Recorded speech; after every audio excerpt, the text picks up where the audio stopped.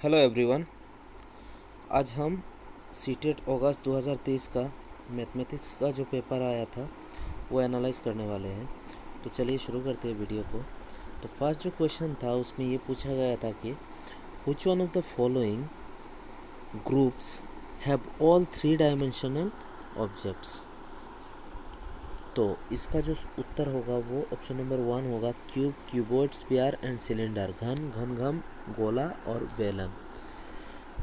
Question number 32 यानी कि second question, which of the following statement is not true. इनमें से कौन सा जो स्टेटमेंट है वो सही नहीं है, गलत है। तो इसका ऑप्शन नंबर 2 होगा answer, a kite becomes a rectangle if its opposite angles are equal. मतलब कि एक जो पतंग है वो रेक्टेंगल बन जाता है जब उसका जो ऑपोजिट एंगल्स है वो इक्वल हो जाता है। तो ऐसा नहीं होता, ये सही नहीं है, क्योंकि काइट अगर उस तरह से काइट को किया जाएगा तो वो रोम्बस बन जाएगा, ना कि rectangle. Question number 33, read the following table. Table को पढ़ना है और इसके बाद उत्तर देना है। What is the ratio of the most common and rarest blood groups. तो इसमें ब्लड ग्रुप दिया गया है A, B, O and A B, और नंबर ऑफ स्टूडेंट्स 9, 6, 12 एंड 3। तो मोस्ट कॉमन जो है वो 12 है एंड रेयर ब्लड ग्रुप जो वो 3 है। मतलब ओ मोस्ट कॉमन है और ए भी है रेयर। तो हमें रेशियो बताना है। तो मोस्ट कॉमन पहले पूछा है तो वो पहले आ जाएगा 12, और रेयरेस्ट जो बाद में पूछा गया है तो वो बाद में आएगा। उसके बाद 3 से 12 को हम अगर काटेंगे तो 3 का आएगा 1 और इधर 4 आएगा। तो इसका सीधा उत्तर होगा ऑप्शन नंबर 4। अब क्वेश्चन नंबर 34। क्वेश्चन नंबर 34 में पूछा गया है कि what is the missing number in the pattern. इस पैटर्न में मिसिंग नंबर कौन सा है। एक पैटर्न दिया गया है 1, 6, 15 और उसके बाद क्या। तो यह मिसिंग नंबर ढूंढना है हमें। 1, 6, 15, उसके बाद ब्लैंक है 45, 66, 91। तो इसको अगर गौर से देखोगे तुम लोग तो इसमें क्या हो रहा है। इसमें हो ये रहा है कि 1 के बाद हुआ 6, मतलब 5 प्लस हुआ। उसके बाद 6 से 15, मतलब 5 के साथ और 4 प्लस होके 9 हुआ। 6 प्लस 9, 6 प्लस 9 हुआ 15। तो बात यह है कि हर नंबर का जो अंतर है उसके साथ 4 प्लस हो रहा है। तो 6 के और 15 के जो अंतर है वो होगा कितना, 9।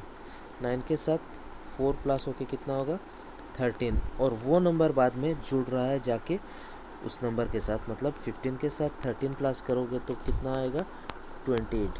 बाकियों को अगर आप भी मिलाओगे तुम लोग तो देखोगे कि सारे मिल जाएंगे। मैंने ये पहले ही करके देख लिया, अब तुम लोगों को बता रहा हूँ। तो इसका सीधा उत्तर होगा question number option number 3, 28। Next जो क्वेश्चन है वो है ये है कि Amini is arranging 36 identical squares in the form of different rectangles. How many different types of rectangles can she make with these squares? Amini एक स्टूडेंट है, वो 36 वर्गों को क्या कर रही है, रेक्टेंगल के शेप में, मतलब बना रही है, रेक्टेंगल बना रही है 36 आइडेंटिकल स्क्वायर्स से, मतलब एक ही माप के। तो वो कितने प्रकार से, how many different types of rectangles वो बना पाएगी। तो इसका जो उत्तर होगा वो मेरे हिसाब से ऑप्शन नंबर 4 होगा। बाकी ऑफिशियल आंसर के आने के बाद ही पता लगेगा।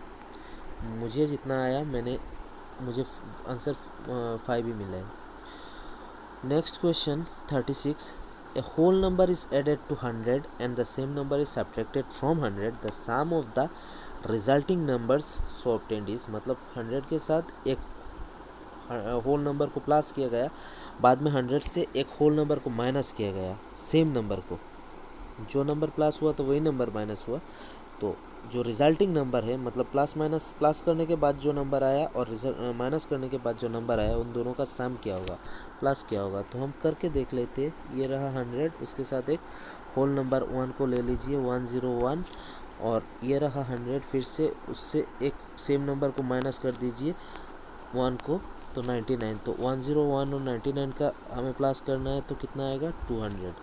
तो इसका आंसर होगा ऑप्शन नंबर 2।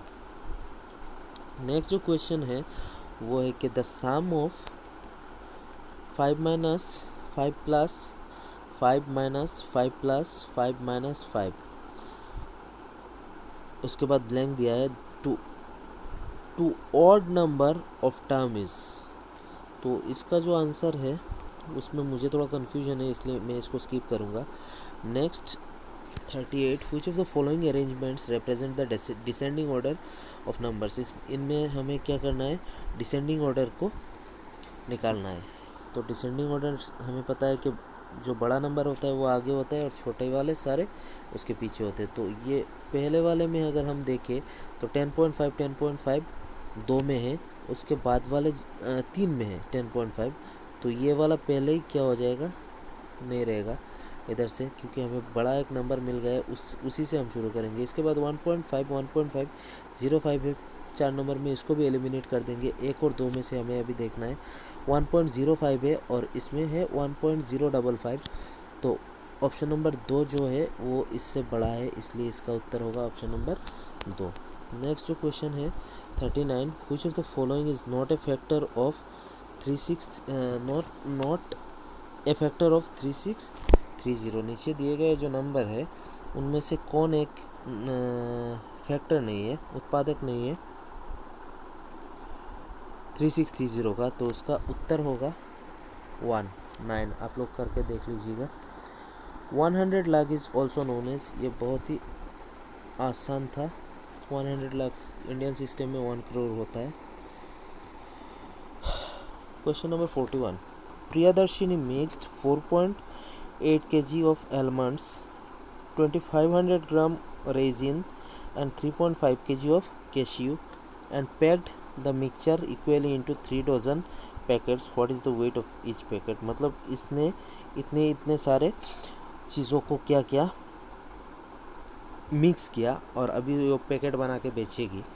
तो अगर वो 3 डजन पैकेट्स बनाएगी तो एक पैकेट का वज़न कितना आएगा। तो 3 डजन इज इक्वल टू, हमें पता है 12 पीसेस होते हैं एक डजन में, तो 3 डजन इज इक्वल टू हो जाएगा कितना, 36। ठीक है, तो हमें पैकेट, नंबर ऑफ़ पैकेट्स मिल गए। अभी हमें इनको प्लस करना है और 36 से डिवाइड करना है। तो प्लस करने के लिए हम क्या करेंगे, वो ग्राम में है 2500 ग्राम, तो वो पॉइंट्स बाकी वाले जो पॉइंट में है, तो पॉइंट में करने में हमें दिक्कत होगा, इसलिए हम सारे नंबर्स को, मतलब क्वांटिटी को ग्राम में पहले कन्वर्ट कर लेंगे। तो 4.8 kg का मतलब हमें पता है कि 1 किलोग्राम मतलब 1000 ग्राम होता है, तो 4 किलोग्राम का 4000 ग्राम और 0.8 मतलब 800 ग्राम, मतलब 4800 ग्राम। इसके बाद 3500 ग्राम, इसके बाद 2500 ग्राम। तो इसको अगर प्लस करोगे आप लोग तो हमें मिलता है 0 0 10 18 8 1 4 3 7 2 9 1 10, ये 10,800 ग्राम। तो 10,800 को हमें अभी क्या करना है, हमें गुना करना है कितने से, 10800 को हमें डिवाइड करना है 36 से। तो 36 अगर हम इसको देखेंगे तो 36 3 बार जाके 108 को क्या कर देगा, डिवाइड कर देगा और 2 0 आ जाएंगे। तो नहीं, ये गलत हो गया। 36 3 बार जाके डिवाइड करेगा और 2 0 आ जाएंगे, मतलब 300 होगा इसका answer. 300 option number 4। Next question, question number 42, the side of A square is 5 centimetre, how many times will the new area become if the side of the square is doubled. मतलब एक square है, उसका side है 5 centimetre का, अगर हम इस side को, हमें पता है स्क्वायर के सारे साइड इक्वल होते हैं, साइड को डबल कर दे तो स्क्वायर का जो एरिया है वो कितना गुना बढ़ जाएगा। तो डबल मतलब 5 को 10 करना है, ठीक है। तो अगर 5 रहता तो स्क्वायर का हमें पता है जो एरिया निकलता है वो साइड इंटू साइड होता है, मतलब 5 इंटू 5 इज इक्वल टू कितना होता, 25, ठीक है, 25 सेंटीमीटर स्क्वायर। और 10 कर दिया तो अभी 10 इंटू 10 होगा, मतलब 100 सेंटीमीटर स्क्वायर होगा, ठीक है। तो 25 और 100 अगर हम डिवाइड करेंगे, हमें ऐसे ही पता लग रहा है कि कितना होगा, 25 तो 4 बार होगा, मतलब 4 गुना बढ़ जाएगा उसका साइड। अगर हम एरिया, अगर हम साइड को डबल कर देंगे तो एरिया कितना गुना बढ़ जाएगा, 4 गुना बढ़ जाएगा। तो इसका उत्तर होगा option number 1। Next question, select the group of fraction in an ascending order. Ascending order में हमें इस फ्रैक्शन का कौन सा ग्रुप, मतलब असेंडिंग ऑर्डर में है वो हमें निकालना है। तो असेंडिंग ऑर्डर हमें पता है कि क्या होता है, जो छोटा वाला आगे रहता है और बाकी बड़ा होता जाता है, ठीक है। तो अगर हम देखिए इधर हमें कितने फ्रैक्शन मिल रहे हैं, मेनली 3 ही फ्रैक्शन है, 1/2, 1/3 और 1/4। तो 1/2 का मतलब कितना होता है, 1/2 का मतलब होता है 0.5, यानी कि आधा, किसी चीज़ का आधा, ठीक है। और 1/3 का मतलब होता है, मतलब 0.25, ठीक है। नहीं, ये गलत हो गया, 0.25 नहीं, 0.33 ऐसा कुछ होगा, मतलब एक हिस्से का 3 भाग का 1 भाग, ठीक है। और 1/4 का मतलब होता है 0.25, मतलब 4 हिस्से का 1 हिस्सा, ठीक है। तो हम अगर देखें तो इनमें से हमें पता है कि पॉइंट के बाद जो नंबर पहले बड़ा नंबर होता है वही बड़ा होता है, मतलब हाफ सबसे बड़ा होगा और सबसे छोटा होगा 0.25। तो 0.25 किससे हमें निकला था, 1/4 से। तो असेंडिंग ऑर्डर में हमें लाना है, तो 1/4 सबसे आगे आएगा, बीच में आएगा 1/3 यानी कि 33 जिससे निकला था 0.33, और आखिर में होगा 1/2 जो कि सबसे बड़ा है। तो ऑप्शन नंबर 2 होगा इसका सही उत्तर। मैं मोबाइल से रिकॉर्ड कर रहा हूँ इसलिए थोड़ा दिक्कत हो रहा है, मतलब टाइम लग रहा है। Question number 44. Sangeeta wants to buy a soap that costs 10 rupees. She has a 5 rupee coin, 2 1 rupee coins and 5 50 paise coins. How much more money does she need to buy the soap? Sangeeta एक लड़की है, तो वो क्या करना चाहती है, वो एक साबुन खरीदना चाहती है। उसके पास पैसे कितने हैं, साबुन का कॉस्ट है 10 रुपया, और उसके पास पैसे हैं 2 1 रुपी कॉइन, 1 रुपये का 2 कॉइन है, और 50 पैसे का कितना है, 2 1 रुपी कॉइन्स एंड 50 पैसा, 5 50 पैसे कॉइन, 5 कॉइन है 50 पैसे का, ये सारे 50 पैसे का कॉइन है। हाँ, ये कुछ गलत लग रहा है। 10 शी हैज़ 5 रुपी, ये 5 रुपी कॉइन, अच्छा उसके पास एक 5 रुपी कॉइन भी है। तो 5 रुपये का एक कॉइन है और 1 रुपये का 2 कॉइन, इनको प्लस करोगे तो हो जाएगा 7 रुपये, और 50 पैसे का है 5 कॉइन, तो इससे हमें निकलेगा 2.5 मतलब 2.5 रुपये और निकलेंगे। तो 7 के साथ अगर और 2.5 रुपये जोड़ दोगे तो हमें मिलते हैं कितने, 9.5 रुपये मिल जाते हैं। तो 9.5 रुपये के साथ और कितना चाहिए उसको सिर्फ 50 पैसे चाहिए एक साबुन खरीदने के लिए। तो ऑप्शन नंबर 3 होगा इसका सही उत्तर। 45. Rubina started her journey by car at 16:50 hours and finished at 21:50 hours on the same day. Same day में उसने अपना जर्नी स्टार्ट किया 16:50 जो कि होता है 4:50 को शाम को, और फिनिश किया जर्नी को 21:15 में जो कि होता है 9:15 रात को। The time taken in completing the journeys, उसको कितना टाइम लगा। तो इसका सीधा जो होगा आप लोग देखिए 50 से आप एक एक बढ़ाते जाइए। 1750 1 घंटा, 1850 2 घंटा, 1950 3 घंटा, 2050 4 घंटा आपको मिल गया है। अभी 2050 से 21 होने में कितना चाहिए हमको? 10 मिनट चाहिए। और उधर मिल गए हमको और 15 मिनट, मतलब इधर मिल रहा है हमको 25 मिनट और इधर 4 घंटा, तो 4 घंटा 25 मिनट लगेंगे उसको टोटल। तो इसका जो उत्तर होगा वो होगा ऑप्शन नंबर 4। सही उत्तर होगा ऑप्शन नंबर 4। ठीक है। अभी क्वेश्चन नंबर 46, शायद हम पेडागोजी में पहुंच गए अब। हाँ, पेडागोजी शुरू होता है अब यहाँ से। To develop appreciation for mathematics among children, a teacher performs the following activities in the class. Choose the one which is not effective to achieve her objective. मतलब कि बच्चों में मैथमेटिक्स का जो वो करेंगे, मतलब मैथमेटिक्स बच्चे अप्रिशिएट करने लगे, ऐसा कुछ उसका उद्देश्य है टीचर का। तो वो कुछ एक्टिविटीज़ करा रही है क्लास में, तो इनमें से कौन सा ऐसा एक एक्टिविटी होगा जो कि इफ़ेक्टिव नहीं होगा। बच्चे में गणितीय अभिरुचि को विकसित करने के लिए एक अध्यापिका निम्नलिखित गतिविधियाँ अपनी कक्षा में करवाती है। इनमें से वो चुनिए जो उसके उद्देश्य को पूरा करने में प्रभावी नहीं है जो वो हमें चुनना है। She establishes a mathematics corner in her class where students can perform various mathematical activities. ये सही होगा।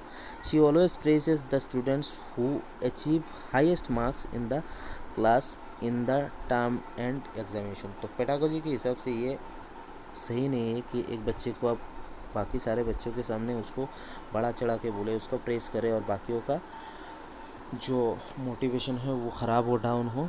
तो ऐसा नहीं करना चाहिए। तो यही गलत होगा। और हमें गलत कौन सा है ये पूछा गया है, तो हमारा सही उत्तर होगा ऑप्शन नंबर 2। ठीक है। Next question number 47, which of the following statements about nature of mathematics are most appropriate. Mathematics का जो नेचर है उसके अकॉर्डिंग कौन सा जो ऑप्शन है वो ज़्यादा सही है, सबसे ज़्यादा मोस्ट अप्रोप्रिएट पूछा गया है। हो सकता है कि सारे अप्रोप्रिएट हो, सारे सही हो, लेकिन मोस्ट अप्रोप्रिएट आपको चुनना है। It helps the child to be creative, सही है। It helps in nurturing the child's imagination, ये भी सही है। कहा थे भाई? हाँ, बी नंबर सही है। It is based on deductive reasoning, maths deductive reasoning में बेस्ड होता है, हमें पता है, ये भी सही है। इट इज़ ऑलवेज कन्वर्जेंट, ये बात मुझे कुछ जम नहीं रहा। ये मैथ्स ऑलवेज कन्वर्जेंट नहीं होता। मैथ्स हालांकि ज़्यादातर टाइम मेरे हिसाब से तो डाइवर्जेंट ही होता है, मुझे जितना पता है, मैंने जितना सीखा है। तो इसका सही उत्तर ऑप्शन नंबर 2 होगा। Question number 48, who among the following has worked in the field of mathematical astronomy. तो इसका मैंने जो रिसर्च करके मुझे जो आंसर मिला वो ऑप्शन नंबर 2 है, Aryabhata. Question number 49, which of the following depicts a situation where children are constructing knowledge on their own. निम्नलिखित में से कौन सा ऐसा एक सिचुएशन है जहाँ पर बच्चे जो अपना नॉलेज है वो खुद कंस्ट्रक्ट कर रहे हैं, मतलब कि कंस्ट्रक्टिविज्म का रिफ्लेक्शन कौन सा ऑप्शन में हमको देखने को मिल रहा है वही बताना है। Teacher has written incomplete multiplication table on black board and children are completing the tables by writing them on black board. तो ये अगर हमें मोस्ट अप्रोप्रिएट चुनना है, अगर हमें इससे ज़्यादा अच्छा ऑप्शन नहीं मिलता तो हम इसके साथ जा सकते, इसीलिए इसको हम क्या करेंगे, अभी इसको रख देंगे हम हाथ पे। ठीक है, बाकी ऑप्शन देखेंगे। The best student in the class reads allowed the multiplication tables and the rest of the students repeat after him और हर। इधर कंस्ट्रक्टिविज्म का कोई भी मतलब वैसा वो रिफ्लेक्शन नहीं मिल रहा, ये नहीं होगा। Children are reciting multiplication tables in chorus, ये भी नहीं है। रिसाइटेशन कहाँ से कंस्ट्रक्टिविज्म में आएगा। Children are given manipulatives like number grids tokens arranged in rectangular arrays and they are exploring multiplication patterns using them. तो जो मोस्ट अप्रोप्रिएट कंस्ट्रक्टिविज्म का जो कॉन्सेप्ट है उसमें यही होता है कि बच्चों को क्या मिलते हैं, बच्चों को रिसोर्सेज मिलते हैं और उन रिसोर्सेज को वो एक्सप्लोर करते हैं और अपना नॉलेज, अपना अंडरस्टैंडिंग खुद बनाते हैं। तो इसका मोस्ट अप्रोप्रिएट जो आंसर होगा वो ऑप्शन नंबर 4 ही होगा। Next question, question number 50। A vegetable seller was selling spinach for 60 rupees. Sonu purchased 350 gram of spinach, for which the vegetable seller took rupees 21. 6 plus 6 plus 6 plus 3। अच्छा, वो क्या बताया उधर पता नहीं चला, पूरा क्वेश्चन को पढ़ लेते। फ्रॉम सोनू, सोनू से उसने 21 रुपया लिया 350 ग्राम का, 60 रुपया किलो है।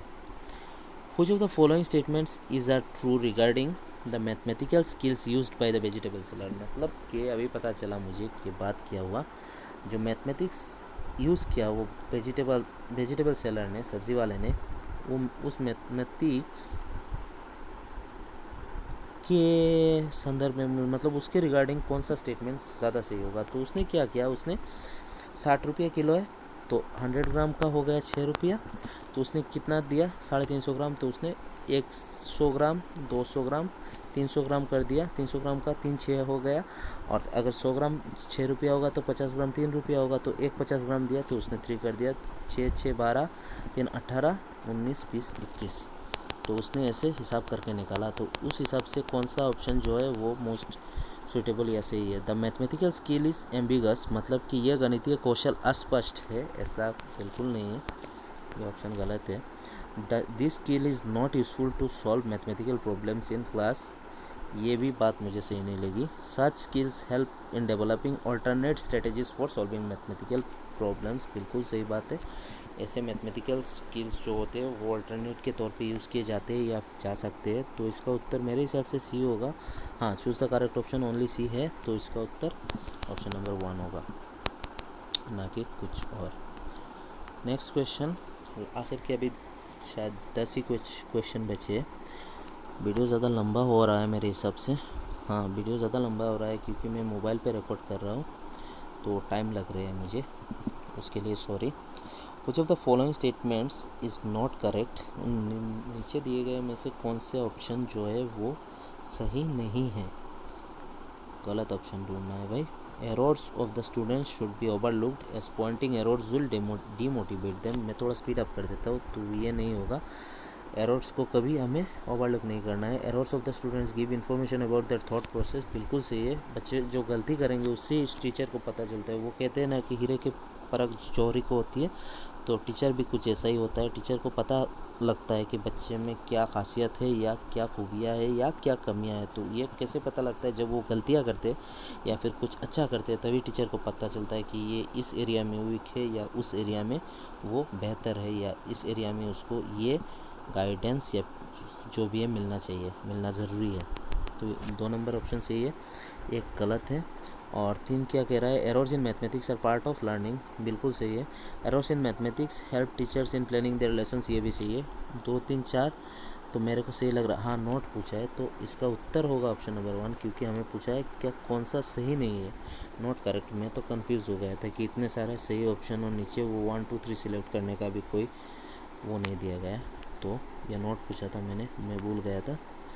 ठीक है, अभी नेक्स्ट क्वेश्चन पे जाते हैं। Question number 52। Which of the following statements is not correct about assessment. Assessment यानी कि परीक्षा जो होता है, कह लीजिए, उसके हिसाब से कौन सा स्टेटमेंट सही नहीं है। Non referenced assessment tells us where student stands as compare to other students in his or her performance.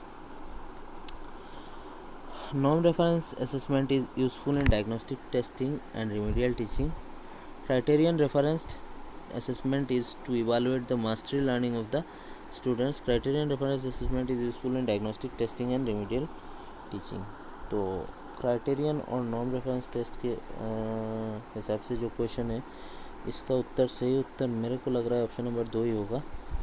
Question number 53।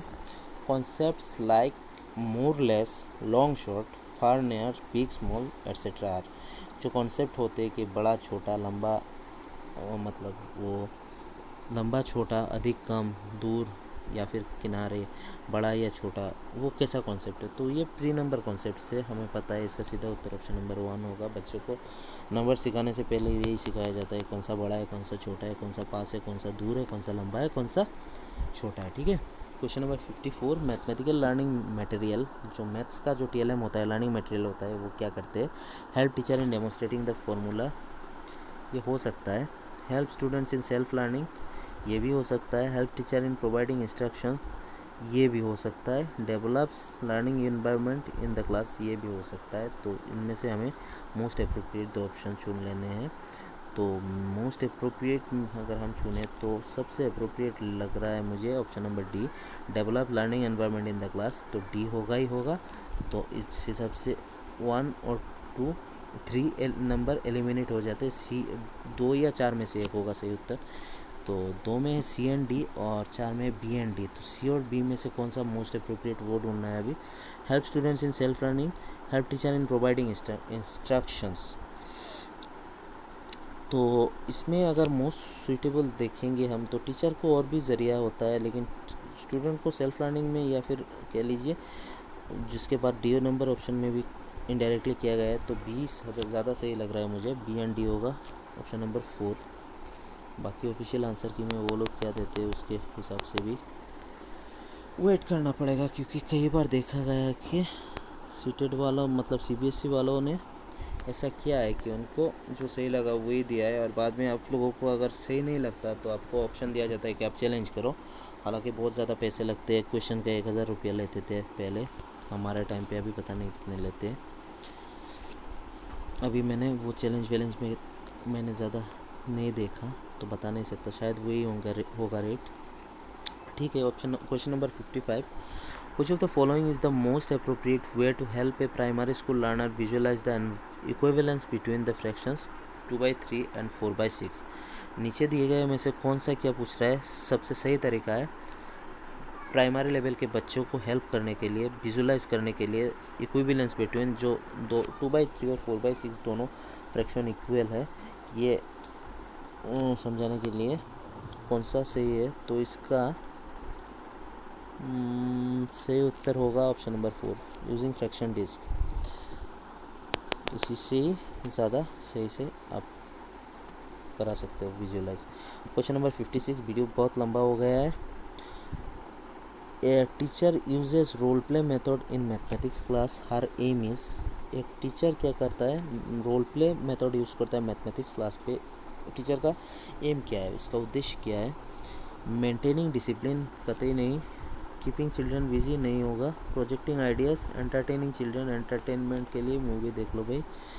Role play projecting ideas के लिए यूज़ होगा, ये मोस्ट सूटेबल होगा मेरे हिसाब से। 57, subitizing plays an important role in developing the number sense, which of the following is an example of a student demonstrating the skill of subtitling? Student recognize the number 5 as the successor of 4. Student recognize the number 6 as 1 added to 5. Student rolls a die and is able to say it is 4 without actually counting the dots. Student recognize the number 4 as the number 1 with 1 taken away from 5। तो इसका उत्तर option number 3 होगा सही। सबटाइजिंग वो होता है कि मान लीजिए इधर मैंने 5 स्टिक्स रखी और बच्चे ने बिना गिने बता दिया कि इधर 5 है। अगर आपको इधर 2 दिया होगा तो क्या गिनना पड़ेगा? 1 2, ऐसा नहीं गिनना पड़ेगा, देख के पता चलेगा 2 है। उसको सबटाइजिंग स्किल बोलते हैं। तो इसका ऑप्शन नंबर 3 होगा, नहीं सॉरी, ऑप्शन नंबर से हाँ, ऑप्शन नंबर 3 सही उत्तर होगा। Next question 58, according to national curriculum framework 2005, classroom researches have indicated a fairly systematic devaluation of girls as incapable of mastering mathematics even when they perform well in mathematics. What is the most appropriate reason for this? मतलब ये कि national curriculum 2005 के हिसाब से classroom research से ये पता चला है कि जो गर्ल्स होते हैं, लड़कियां होती है, वो मैथ्स में अच्छा नहीं है ऐसा माना जाता है। हालांकि वो परफॉर्म अच्छा करती है फिर भी। तो इसका रीज़न क्या हो सकता है? The mathematic ability in boys are innate, मतलब गर्ल्स में वो हो जाता है, क्या हो जाता है, मतलब उनको ऐसा लगने लगता है कि हमें बच्चों से लड़कों से हम पीछे हैं मैथ्स में, मैथ्स तो लड़कों को ही आता है। तो the mathematical abilities in boys are innate, बिल्कुल नहीं है। Poor performance of girls in mathematics, नहीं होगा। Mathematics by its nature is a male dominate, नहीं है। Gender constructs of society have led to the believe that girls can not learn mathematics, मतलब कि समाज ने ऐसा मान लिया। जेंडर एक सोशल कंस्ट्रक्ट है, हमें पता है। कहाँ गया भाई, हाँ, gender constructs of society have led to the belief that boys are more innovative strategies. Boys use more innovative strategies for problem solving and thus have better conceptual understanding। मतलब कि लड़कों में प्रॉब्लम सॉल्विंग स्किल्स वो ज़्यादा होती है और conceptual understanding ज़्यादा होती है, और मैथ्स जो है वो एक कॉन्सेप्चुअल सब्जेक्ट है, तो इसलिए लड़कियों से लड़के ही ज़्यादा बेहतर परफॉर्म करते हैं मैथ्स में।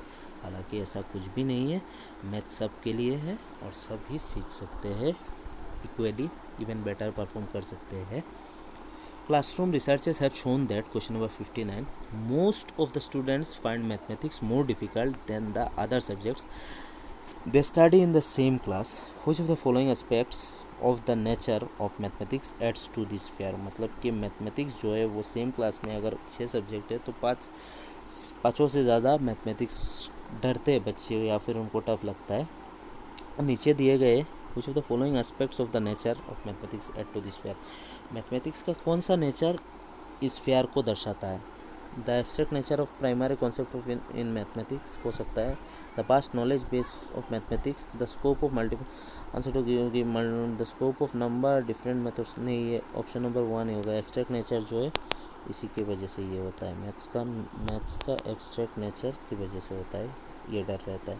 अकॉर्डिंग टू NEP मतलब national education policy 2005 Olympiads and competitions in various subjects will be dash across the country. तो इसका उत्तर तो मुझे लगता है कि ऑप्शन नंबर 3 होगा, स्ट्रेंथेंड। तो यही था आज का वीडियो। मैंने मैथ्स का जो अगस्त 2023 का सीटेट पेपर 1 का क्वेश्चन था उसको एनालाइज किया, और मेरे हिसाब से या फिर मैंने जितना भी मुझसे हो सका एक्यूरेट ऑप्शन निकाल के आप लोगों को बताने की कोशिश की है। होप आप लोगों को इससे एक एक्यूरेट अंदाज़ा लगेगा कि आपका स्कोर कैसा हुआ मैथ्स में या आपका रिज़ल्ट कैसा आएगा। बाकी ऑफिशियल आंसर की ही फाइनल होगा। और अगर आपको मेरा वीडियो पसंद लगता है तो मेरे साथ जुड़िएगा और वीडियो को लाइक शेयर करिएगा। यही आरजी है मेरा फ़िलहाल। Thank you so much for watching the video. इस चैनल पे मैं आने वाले टाइम पे और भी एजुकेशनल वीडियोस वेरियस एग्ज़ाम से रिलेटेड स्पेशली फॉर सीटेट लाने की कोशिश करूँगा, और बाकी जितने भी क्वेश्चंस हैं उनको मैं एक एक सेट करके मतलब एक एक सब्जेक्ट करके इस चैनल पे डालता रहूँगा। तो इस चैनल के साथ जुड़े रहिएगा। धन्यवाद। Thank you so much for watching the video.